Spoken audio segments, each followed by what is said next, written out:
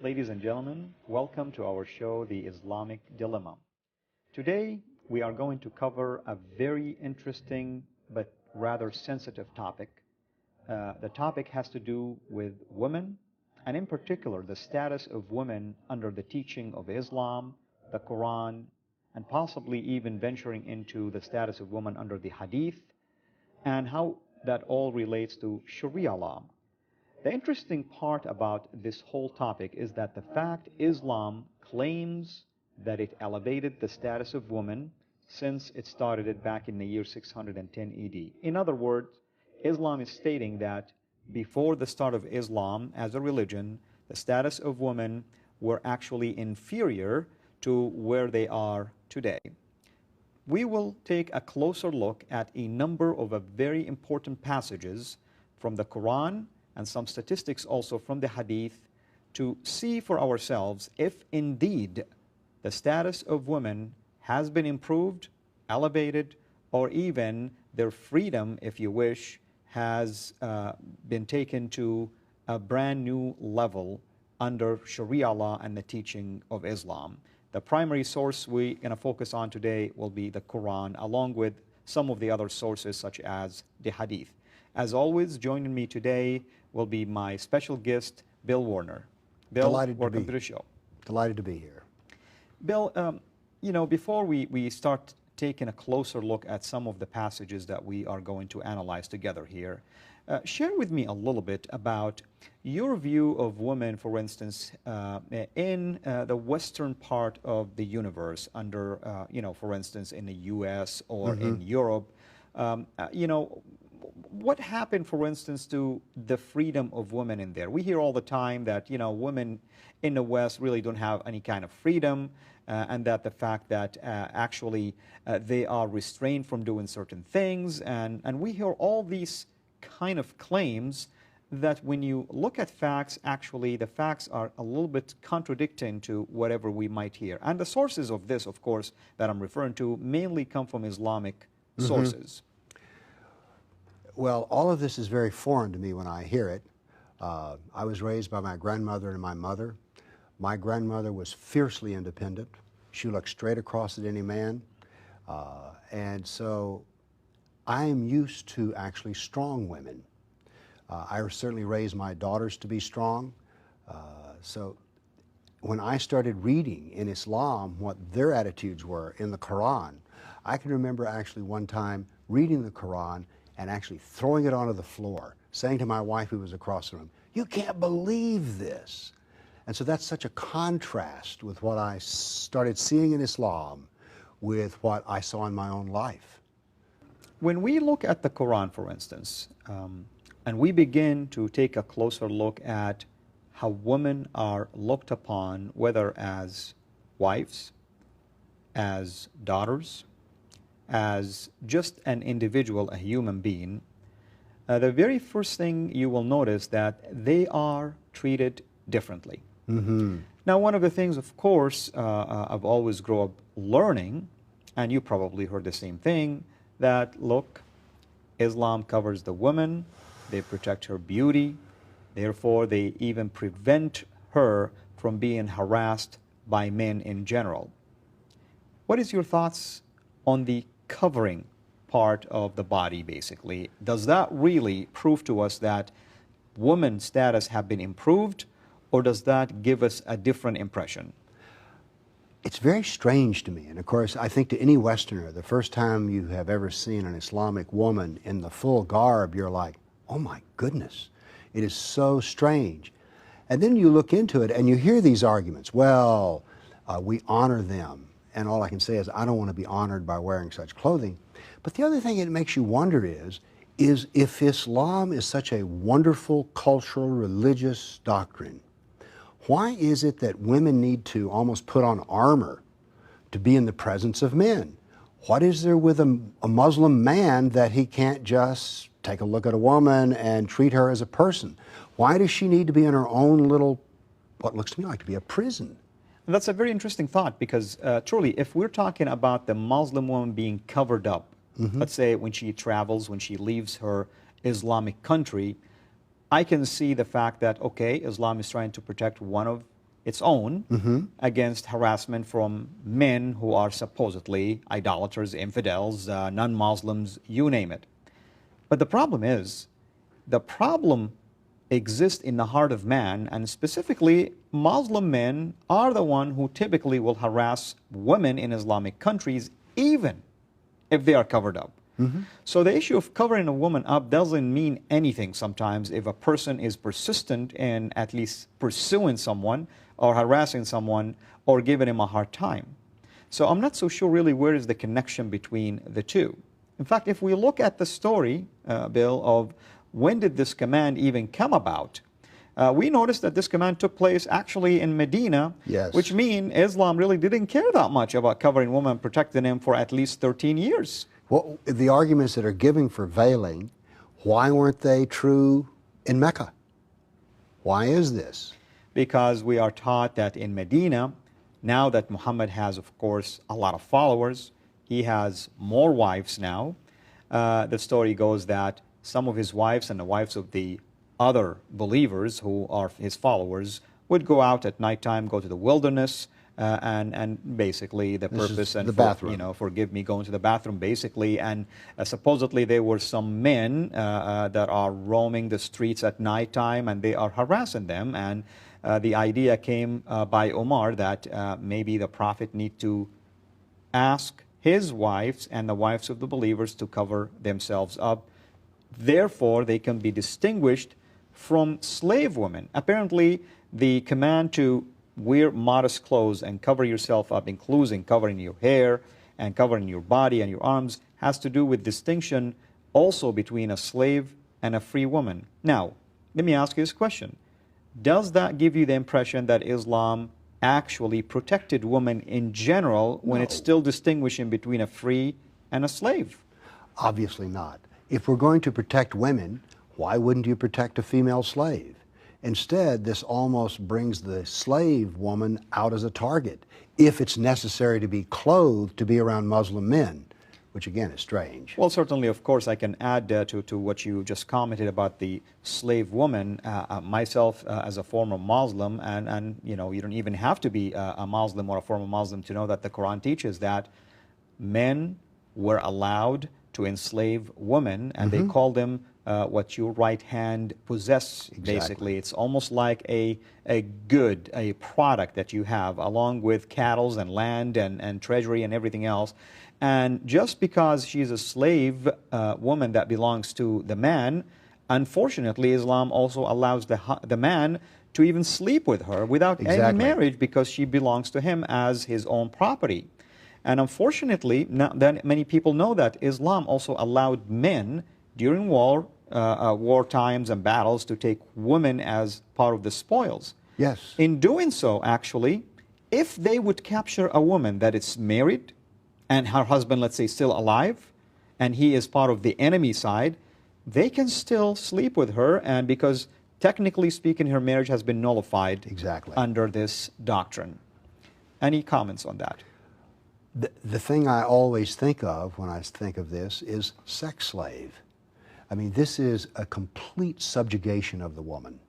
And for all this thing about respecting women, why is there no respect of this married woman's status?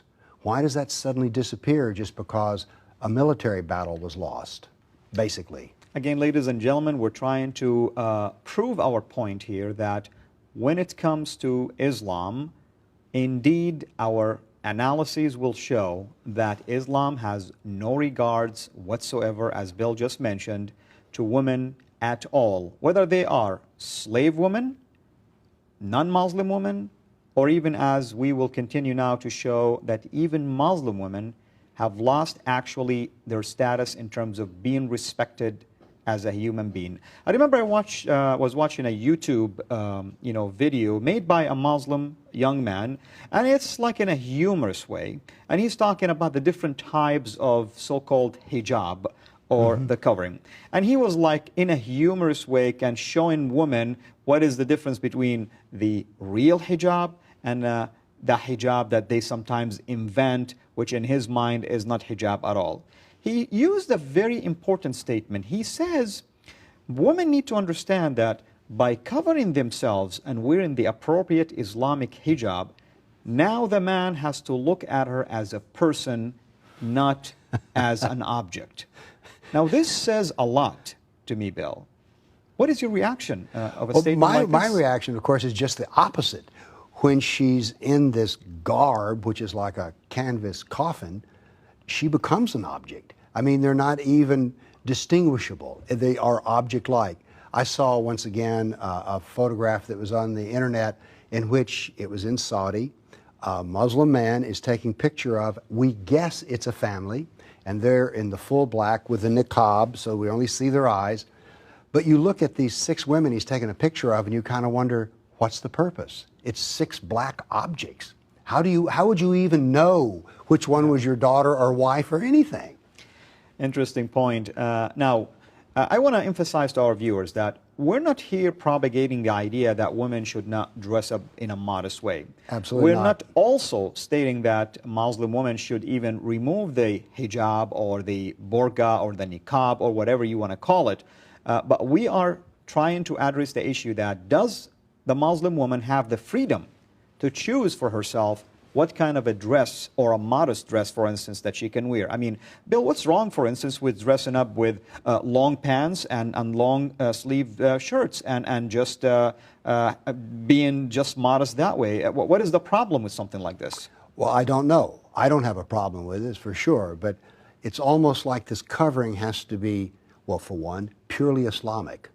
And I see it as, in some way, as a cultural assertion even, is that modesty in a woman is only defined by Islam. There is no other modesty other than Islam. Right. And you know, the troubling thing to me is we always hear that Islam actually protected women by asking them to cover themselves up, therefore eliminating the danger of rape. Unfortunately, rape crimes in Muslim countries are prevalent and are in the same probably arena as we see it in other countries that are non-Islamic. So what does the hijab do in this case? I mean, it didn't do anything. It did not protect a woman. In fact, women in the US or in Europe who are not covered up with hijab, they can walk safely. They're not going to be worried about a man jumping over them just because they're not dressed up in a modest way.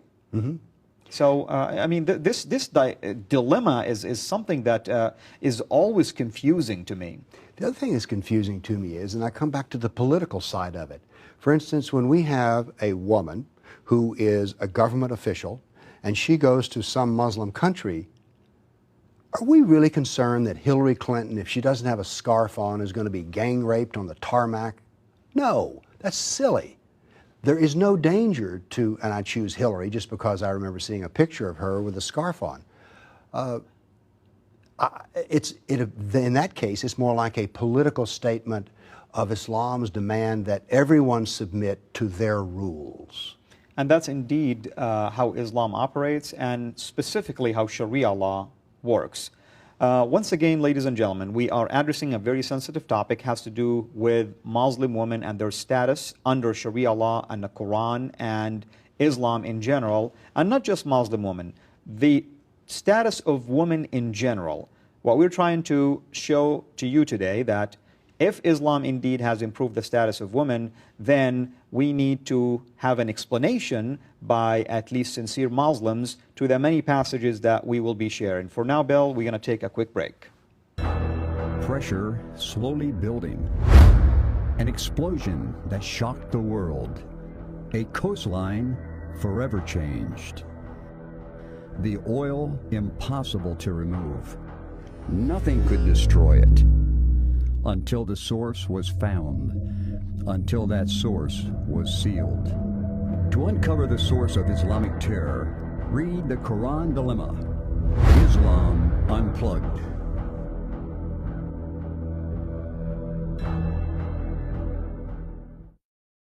Once again, ladies and gentlemen, thank you so much for being with us today in our show, The Islamic Dilemma. We are discussing today the status of women in Islam, and also specifically how it is viewed under the teaching of the Quran and Sharia law. And we may also take a quick look, I believe, on some statistics from the Hadith in terms of how the hadith also views women. Of course, we're talking about Muslim women in specifically, but in general also we want to talk about women as a whole race in general. One of the things that I've always heard that a Muslim woman is protected when she is also getting married, that her status as a wife also will improve, that she will be a co-equal partner with her husband. Yet when you come across a verse or a passage, for instance, that is found in chapter 4, and by the way, chapter 4 is considered to be the primary chapter that you can study about the status of women and the treatment of women and marriage, divorce, and all of the things that are associated with that. And we wrote about that extensively in our book, The Quran Dilemma. And I believe, Bill, you also addressed the status of women in at least one of your books. Oh, yes, because women play such an important part in the Quran and in the Hadith that they really are a special topic that you need to stop and take a look at.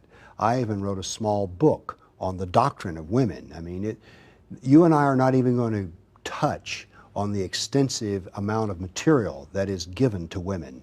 And the fact that Bill mentioned the word doctrine, that indicates to us that there is a number of passages that deal with women, and we're not talking about one only. We're talking about multiple passages that has to do with a lot of things that relates to their status. I want to direct our viewers to the screen. I want to show them a verse in chapter 4, verse 34. In this particular passage, it tells us that men are superior over women.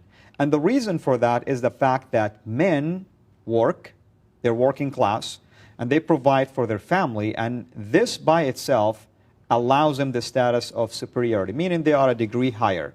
Now this is kind of interesting, Bill, because when this verse was being at least revealed by Muhammad, it is possible that that was the cultural status of his time or of his days or of his at least location. But is it true that women, just because they do not work, that means they're not co-equal or partners with their husband? What about the women that work? What does that make them now? Well, a question that comes to my mind is, Muhammad's first wife was a wealthy businesswoman. Does that mean that he was superior to her even though she had money? That's left unclear. But what is interesting, Bill, that this was issued, at least by Muhammad, revealed after the death of his first wife. So we wonder how she would have felt about this. How would Khadijah have felt about this? Wait a minute. I gave you a business, I gave you wealth, I gave you children, and you're superior to me? So this very argument that is used in this verse is a silly argument to begin with. Just because you, as a man, can work and your wife, maybe by choice, she doesn't want to work, does that make her a less of a person than you are? Let's take a look at another passage. Some of the rights given to a husband, which is in the same passage that we just read, is the fact that if he fears, notice the language, not that he is convinced or he have evidence or witnesses that his wife, let's say, committed something shameful. If he feels or have some fear that something might be going on, or he is, let's say, a person who has jealousy, a problem with that, you know, he's having doubts about his wife all the time, just by doing so, this suspicion alone allows him to go through a process of intimidating his wife, basically. Right. He can ignore her. He can refuse to, let's say, according to the verse, to even sleep with his wife. And if she rebels against him, he's given the right to beat his wife. That's right. Now, I ask Muslim women in general, please tell me, how does this command of you being beaten by your husband have elevated your status and improved your condition under Islam? Bill, I'm puzzled. Maybe you can help me understand this. Well, let's put it this way. If all of a sudden you have the right to beat me, I don't feel equal to you. I just don't. I mean, putting myself in the woman's place, I remember I told you when I first started reading the Quran, I became aware of the status of women. And when I read this verse, it infuriated me. It infuriated me. And you know, it should infuriate anybody. I mean, it should make you feel that something is terribly wrong with this command. If a husband or a male is given the authority to beat up on a woman for even fearing something or just having bad feelings of suspicion, I mean, to me, this isn't manly at all. In fact, I want to point out something that is very important for our audience. One of the main reasons when we mentioned to you in our first episode that this show is being put together is to help you, if you do not speak the Arabic language, realize the kind of teachings like this one that are found in the Quran. Bill, do you know that this verse is the most troubled verse for many of the translators of the Quran? In fact, some of them go to the extreme of adding the word beating your wife lightly. Which the Arabic language, by the way, does not have. And let's assume it says beat lightly. Why beat her at all? Well, and another part here that's problematic is, but if the next phrase is, if they submit to you. This is all about the man being a total control. But we are told that women are equal to man. If they submit to you, how does... I think the verse speaks for itself. I think it does. I think we need to move on to another aspect of the status of women in marriage. For instance, I'm sure you know this, Bill, that a man who is a Muslim man, I should say, is allowed to marry up to 4 wives. Correct. And the verse that we are looking at right now actually shows that this command is a divine command. In chapter 4, verse 3, it says this, "And if you fear that you cannot act equitably towards orphans, then marry such women as seem good to you, 2 and 3 and 4. First of all, I want to point out something. You and I were discussing this. There is some sort of a disconnect between orphans and marrying women. If we are to take that this command within its context means that only if a male is taking care of orphan females and they are the only one that he can marry, then Muslim men who are marrying more than 1 wife, they're in trouble. They're against what the divine teaching is. And if this command means, no, you can marry any woman, whether she's orphan or not, then this passage is really problematic because there is something disconnecting here. Oh, I remember when I read this verse, I read this over and over again, and it would never make sense to me. But if you fear that you cannot act equitably towards orphans, then marry women. It's like, wait a minute, how does taking care of orphans transition to polygamy? I remember reading this over and over again, and finally it was just, I don't understand this. What? I don't understand. Absolutely. And the other thing, Bill, I mean, this is part of, by the way, Sharia law, ladies and gentlemen. We're talking about the implication of things like this under Sharia law. If Sharia law would be implemented today anywhere, in any city, in any country, in any state, men who are Muslim are allowed to marry more than 1 wife. This is polygamy. There are laws against polygamy, by the way. And this isn't the original design that God have intended for men, because God could have created Adam and 4 wives at the same time. In Never fact, thought about that. I would like to even point out something that might be troublesome to some Muslim men or even clerks. Where does it say in this particular verse that the limit is 4? The verse is using just an exaggeration here that you can marry 2 or 3 or 4. But actually in the Arabic, it's giving you like examples. It could be 2, it could be 3, it could be 4. In fact, some men in Africa end up marrying 9 and 11 and 13. And when you ask him, it says 4. They say there is no limit. Besides, we're following the footstep of the Prophet. Exactly. Who actually was unique in marrying more than 4. And I also heard of one Muslim ruler that interpreted this verse to be, you got 1 plus 2 plus 3 plus 4. That's the way he read the verse. Just added 1, 2, 3, and 4 up to come up. These are the number of wives you can have. Well, he must be a mathematician then. We are going to move on to another area where women, when they are married, also are impacted by. For instance, the idea of divorce. Now, in general, under civic law, a woman can go to court and ask for divorce.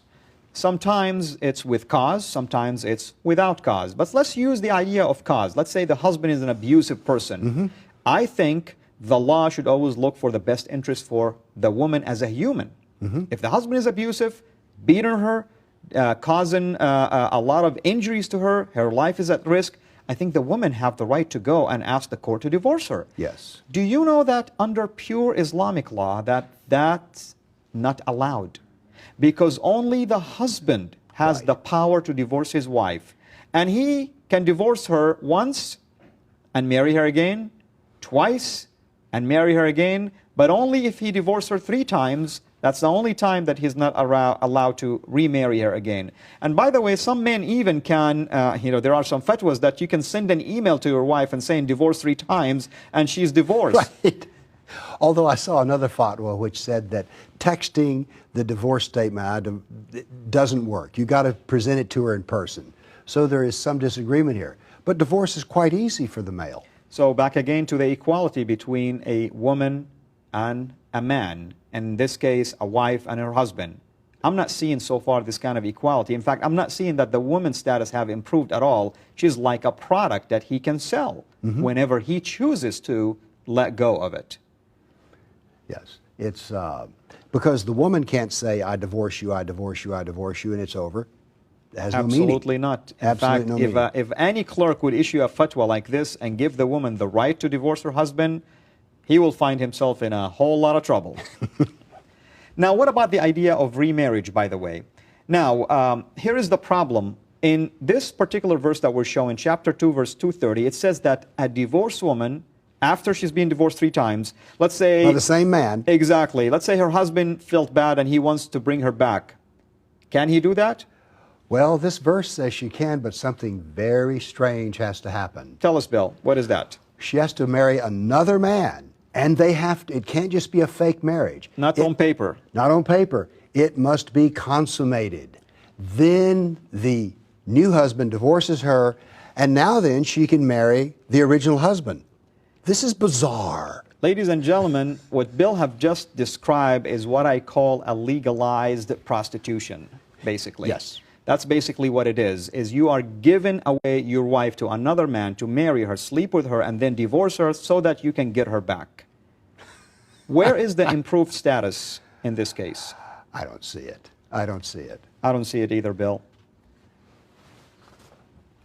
Well, Oh, Bill, this topic is definitely a very interesting one. Unfortunately, we are running completely out of time to cover the majority of things. We're going to have to do more on this. And I would like to see... We have not even touched the surface. Absolutely. I was, in fact, going to ask you, if you don't mind, that we do another, at least, episode on the same topic, because there is a lot really to cover, and we haven't scratched the surface, as you mentioned. No.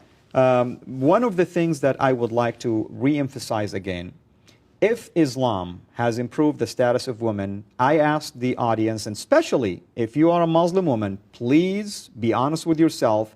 Based on information that we just shared from you, which came straight from the Quran that you believe in as the Word of God, tell us, did this improve your status? The answer from my perspective, absolutely not. In fact, your status have been completely been disrespected and lowered from where it was before. Once again, ladies and gentlemen, we thank you so much for joining us today. Please take a look at the website that is on the screen and send us your email, questions, and comments. Until we see you next time, have a mega blessed day.